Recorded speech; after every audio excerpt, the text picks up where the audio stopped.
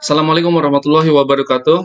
Ini adalah video presentasi jawaban dari UTS untuk mata kuliah Rekayasa Sistem Berorientasi Objek. Yang terhormat Bapak Denny Hidayatullah MMSI selaku dosen pengampu untuk mata kuliah ini, dan di video ini adalah video jawaban untuk UTS yang dibuat menjadi format vlog nih. Baik, untuk jawaban dari pertanyaan yang pertama ya, yang harus diperhatikan dalam pemodelan sistem yaitu menentukan fungsionalitas yang diharapkan dari sebuah sistem, lalu mengetahui kebutuhan sistem dari sudut pandang user, kemudian memfokuskan pada proses komputerisasi atau automated processes, dan dapat membuat hubungan antara sistem dan pengguna.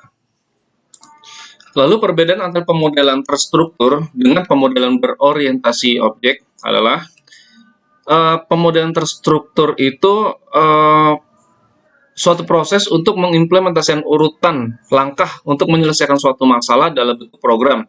Selain pengertian di atas, pemodelan terstruktur adalah suatu aktivitas pemrograman dengan memperhatikan urutan langkah-langkah perintah secara sistematis, logis, dan tersusun berdasarkan algoritma yang sederhana dan mudah dipahami.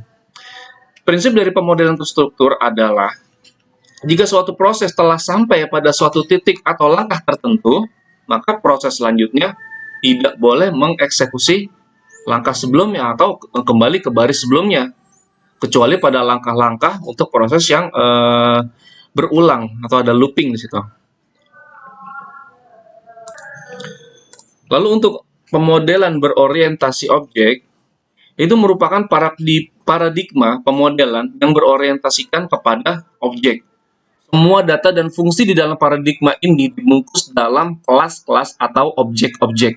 Jadi dalam setiap objek dapat menerima pesan, memproses data, dan mengirim pesan ke objek lain. Lalu ini beberapa poin yang didapatkan dari modul, yaitu perbedaan yang berorientasi utama pada proses sehingga mengabaikan kebutuhan non-fungsional. Prinsip dasar merupakan pengembangan non-iteratif atau waterfall, akan tetapi kebutuhan akan berubah pada setiap proses. Interaksi antara analisis atau pengguna tidak komprehensif, karena sistem telah didefinisikan dari awal sehingga tidak adaptif terhadap perubahan atau kebutuhan-kebutuhan baru. Selain dengan menggunakan desain logik dan DFD atau data flow diagram, tidak cukup tool yang digunakan untuk mengkomunikasikan dengan user, sehingga sangat sulit bagi user atau pengguna untuk melakukan evaluasi dan tidak selalu memenuhi kebutuhan pengguna. Menurut Jadelowin tahun 2002, tidak dapat memenuhi kebutuhan terkait bahasa pemrograman berorientasi objek, karena metode ini memang didesain untuk mendukung bahasa pemrograman terstruktur dan tidak berorientasi pada objek. Dibandingkan dengan ADS, waktu pengembangan, level organisasi, ketangguhan, dan penggunaan kembali atau reuse, kode program lebih tinggi dibandingkan dengan metode OOAD. Itu menurut dari Summerfield di tahun 2000. Dan tidak ada pemisah antara fase desain dan analisis, sehingga meningkatkan komunikasi antara user dan developer dari awal hingga akhir pembangunan sistem. Baik, lalu berikutnya jawaban nomor 2, yaitu object oriented. Nah, object oriented ini merupakan pemrograman yang berorientasi pada objek, yang merupakan model pemrograman komputer dengan pengaturan desain perangkat lunak di sekitar data atau objek. Berbeda dengan pemrograman lain yang berfokus pada fungsi dan logika, OOP atau Object Oriented Programming lebih menaruh fokus pada objek atau bidang data yang memiliki atribut atau perilaku teknis yang unik. Fokus OOP pada objek ini memungkinkan adanya manipulasi yang dilakukan pengembang dan cocok untuk pemrograman besar dan kompleks. Pendekatan OOP ini lebih mudah untuk perihal pembaruan dan pemeliharaan. OOP dan Object Oriented juga dapat didefinisikan sebagai paradigma pemrograman yang mengandalkan konsep kelas dan objek yang digunakan untuk menyusun program perangkat lunak menjadi potongan-potongan kode blueprint yang sederhana dan dapat digunakan kembali atau reuse atau kelas-kelas kode. Kelas-kelas ini nantinya digunakan untuk membuat objek individual dalam pemrograman. Berikutnya jawaban nomor 3 yaitu encapsulation. Encapsulation atau prinsip enkapsulasi atau kapsulisasi dalam OOP, Object Oriented Programming, dilakukan ketika setiap objek dalam pemrograman dapat mempertahankan keadaan private di dalam sebuah kelas-kelas cetak biru atau blueprint-nya. Dengan begitu, objek lain tidak dapat mengakses status objek tersebut secara langsung. Meski begitu, objek lain tetap dapat memanggil daftar fungsi publik karena objek mengelola statusnya sendiri melalui fungsi-fungsi publik ini.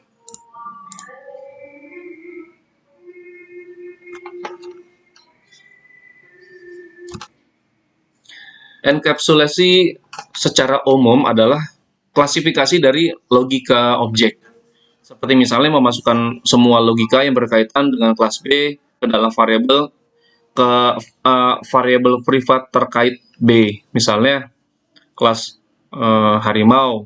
Logika-logika yang masuk dalam kelas ini adalah mengaum atau belang di kulitnya atau karnivor dan lain-lain sesuai dengan sifat B. Namun tidak menutup kemungkinan ada variabel publik yang umum yang dapat diterima oleh objek kelas. Lalu perbedaannya dengan polymorphism. Polymorphisme merupakan prinsip object-oriented programming yang memberi cara pada pengembang atau developer untuk menggunakan kelas atau klasifikasi objek persis seperti induknya, sehingga tidak ada kebingungan dengan tipe-tipe campuran. Hal ini disebabkan karena subkelas atau objek menyimpan fungsi dan metodenya sendiri secara unik. Jika pengembang memiliki sebuah kelas umum seperti tumbuhan, maka di dalamnya ada beberapa metode seperti bentuk daun, batang, waktu tumbuh, dan lain-lain sebagai fungsi dan metode umumnya. Sedangkan di dalam kelas tumbuhan, ada subkelas atau objek seperti durian, tumbuhan rumput gajah misalnya, pakis, dan lain-lainnya, yang masing-masing memiliki ciri khas sendiri, namun tidak mempunyai fungsi dan metode dari induk kelasnya, yaitu tumbuhan dan meliputi bentuk daun, batang, dan waktu tumbuh.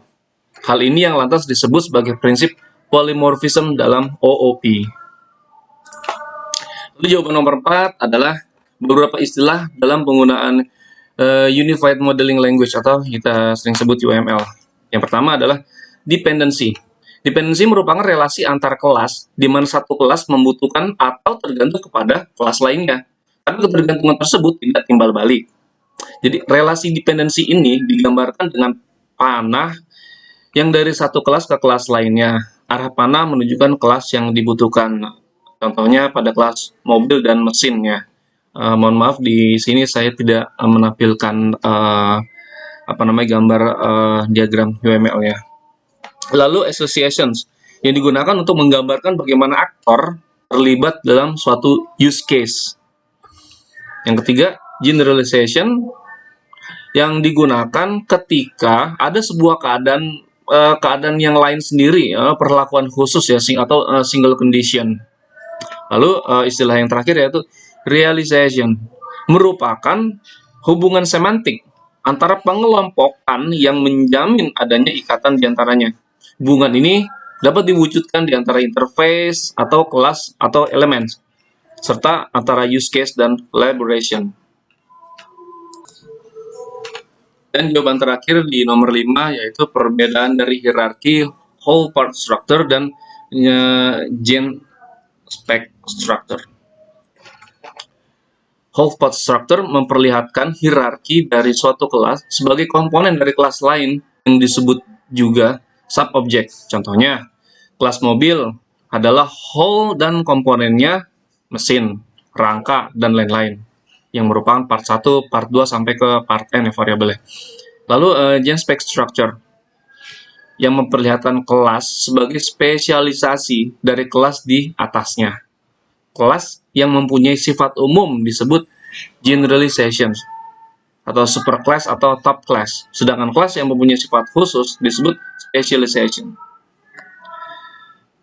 Baik, demikian semua jawaban dari soal UTS yang saya buat pada dalam format video presentasi ini.